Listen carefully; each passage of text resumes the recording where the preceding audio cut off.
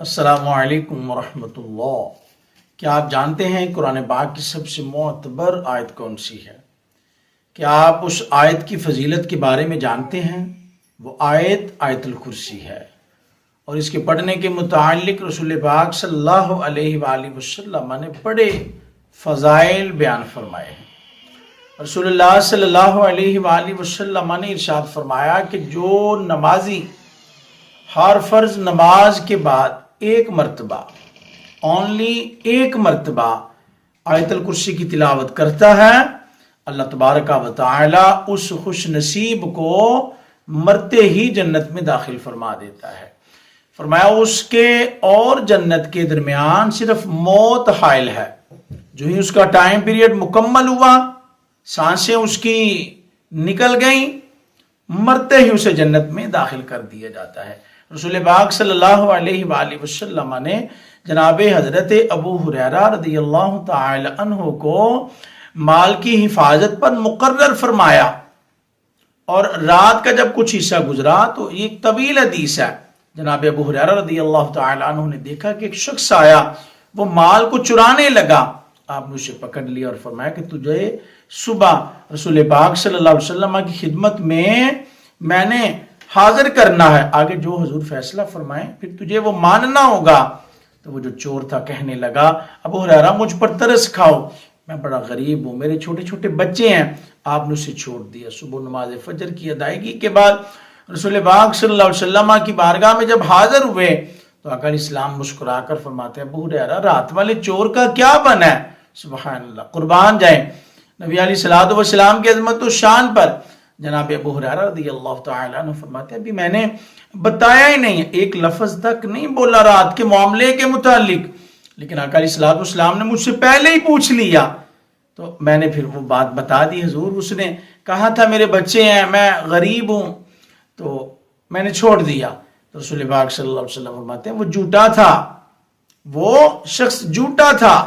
رسول پاک صلی اللہ علیہ وسلم نے اس بات کی وضاحت فرما دی۔ اگلے دن پھر وہ آ گیا، آپ نے اسے پھر پکڑ لیا، پھر وہی اس نے بہانہ بنایا، آپ نے چھوڑ دیا۔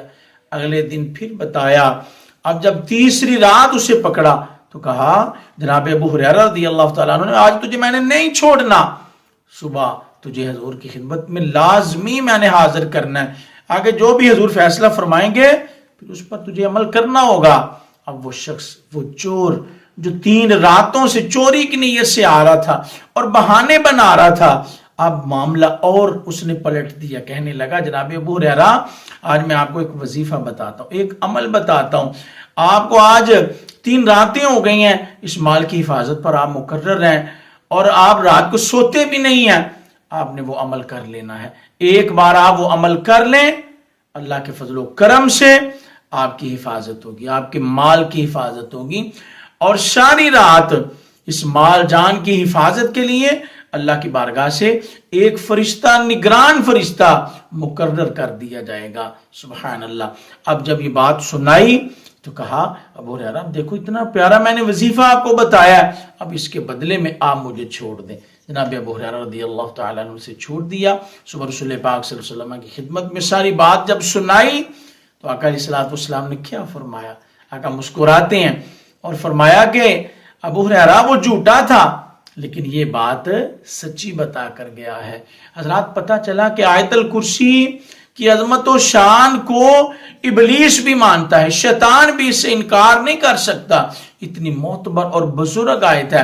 میں یہ عرض کرتا ہوں کہ رات کو بندہ ایک بار پڑھے تو اللہ کی بارگاہ سے ایک فرشتہ مقرر کر دیا جائے، تو یہی خوش نصیب اگر دن کو ایک مرتبہ پڑھے گا تو کیا حفاظت نہیں ہوگی؟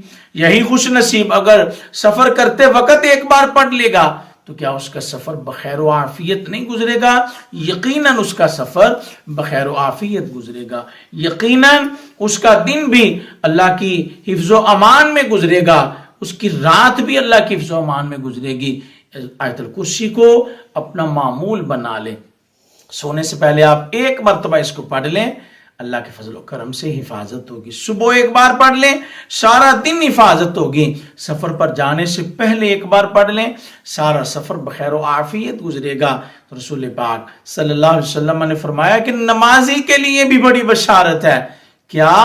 جب نماز پڑھ لینے کے بعد ایک بار وہ آیت الکرسی پڑھ لے گا، اللہ تبارک و تعالیٰ اسے یہ عزت، یہ مقام عطا فرمائے گا، اس کو مرتے ہی جنت میں داخل کر دیا جائے گا۔ آئیں آیت الکرسی پڑھیں، رات کو، صبح کو، سفر میں جانے سے پہلے اور ہر نماز کے بعد پڑھیں، تو یہ جو فضیلتیں، یہ جو بشارتیں اللہ کے پیارے نبی صلی اللہ علیہ وسلم نے سنائی ہیں، ان بشارتوں سے اپنے دامن بھر لیں، اپنی جھولیاں بھر لیں۔